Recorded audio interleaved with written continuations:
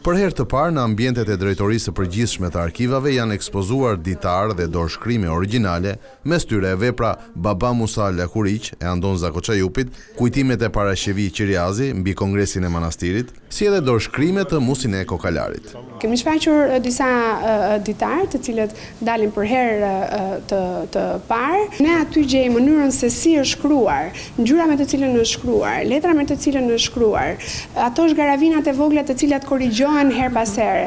Që do thotë, ne aty njohim autorin e vet, e vërtet, personalitetin e vërtet. Krahas ekspozitës u zhvillua edhe një panel diskutimi me fokus jo vetëm tek vlerat e trashëgimisë, por edhe tek sfidat aktuale të leximit. E rëndësishme është të thirret fort në ditën ndërkombëtare të librit, dhe të leximit, dhe të drejtës autorit, krijimi i lexuesve të rinj, pra vajtja nëpër shkolla për të fituar atje, për të treguar fëmijëve sot, që në fakt është ajo shpreha që sapo thash.